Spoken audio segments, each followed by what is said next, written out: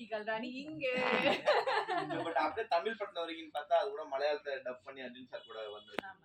ஏன் இப்போ தமிழ் படங்கள் நிறைய வரது இல்லையா மேரேஜ்க்கு அப்புறம்? நீங்க பண்றது இல்லையா? இல்ல நான் என்னன்னா ஆதி சார் ஒத்துக்கலையா? இல்ல அதெல்லாம் ஒண்ணுமே இல்லைங்க, எங்க வீட்ல அப்படி இல்ல. என்னன்னா I've been getting movies, I've been getting lot of movies, but நான் வந்து ஒரு டிஃப்ரெண்டா ட்ரை பண்ணல, கொஞ்சம் இன்னும் சூஸியா இருந்துட்டு I want to do more content oriented movies. So அதான் I'm just reading scripts and going through scripts and கூடிய சீக்கிரமா புது நல்ல நியூஸ் வரும். படத்துல கொலைகள் தான் இருக்கு, இன்னும் படத்துல டைட்டில் விருந்து கேட்டிங்களா? நான் தான் படம் பண்ணிருக்கேன், நான் கேட்டிங்களா? இல்ல தமிழ்ல வச்சிருக்காங்களே. இல்ல மலையாளம்லயும் பேர் வந்து விருந்து. மலையாளம்ல விருந்துனா விருந்து தான்.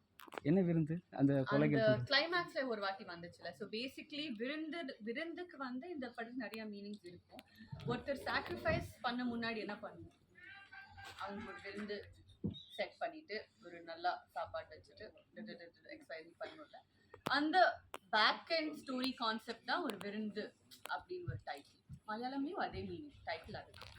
உங்களுக்கு பேய்கள் மேல நம்பிக்கை இருக்கா? சாக்ரிஃபைஸ் சம்படி ஒரு விருந்து மாதிரி வரும். உங்களுக்கு பேய்கள் மேல சாத்தான் மேல நம்பிக்கை இருக்கா? இல்ல, எனக்கு கடவுள் அப்போ இல்ல கதை சொல்லும்போது சொல்லியிருப்பாங்க, நீங்க கண்டிப்பா வந்து ஏதாவது ஒரு கமெண்ட் கொடுத்துருப்பீங்களே. இல்ல எனக்கு என்னன்னா நம்பிக்கை கண்டிப்பா இல்ல, சாத்தான் மேல பேய்கள் மேல நம்பிக்கையே இல்லை. ஆனா எனக்கு கதை சொல்லும்போது அவங்க என்ன சொன்னாங்கன்னா, டைரக்டர் சார் இது வந்து நிறைய ஊர்ல நிறைய சிட்டிஸ்ல நடந்திருக்கிற ஒரு ரியல் இன்சிடென்ட்ஸ் சொல்லலாம். நிறைய சிட்டிஸ் நடக்குது.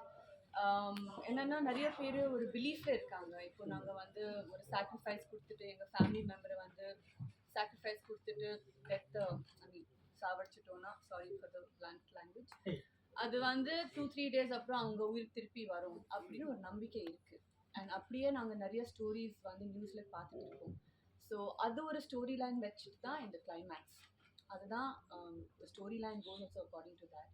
ஸோ அவங்க எனக்கு சொன்னாங்க தட் இது ரியலாக நடந்துட்டு இருக்கு அண்ட் இது வந்து ஹைலைட் பண்ணணும் தட் இது வந்து ஒரு ரியல் ஃபேத்தே கிடையாது, இது வந்து டிஸ்பிலீஃப். இப்படி ஒரு டிஸ்பிலீஃப்ல நிறைய உயிர் போகுது. So it's not right.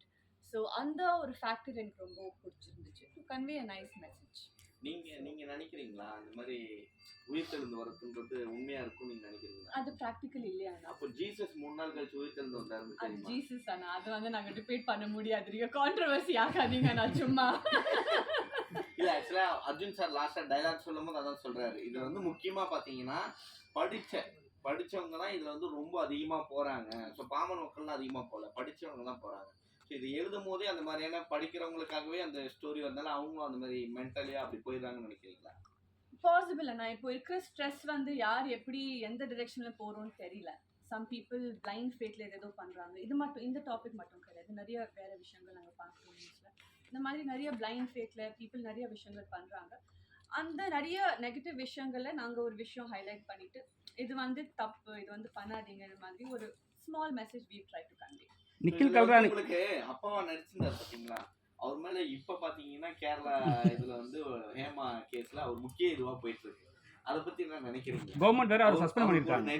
நடிச்சிருக்காரு அவர் வேற படத்துல. நாங்க இந்த படம் வந்து 1.5 வருஷம் முன்னாடி ஷூட் பண்ணாங்க அண்ட் இத பத்தி நான் இப்போ கமெண்ட் பண்ண விரும்பல. சரி, நிக்கில் கல்ராணி வந்து எப்பவுமே ஒரு படம் பண்ணாங்கன்னா ஒரு சாங் இருக்கும், லவ் சாங் இருக்கும், ஏன் இதுல இல்ல? அதான் ஒரு டிஃபரெண்டா ஒரு படம் ட்ரை பண்ணிருக்கேன்.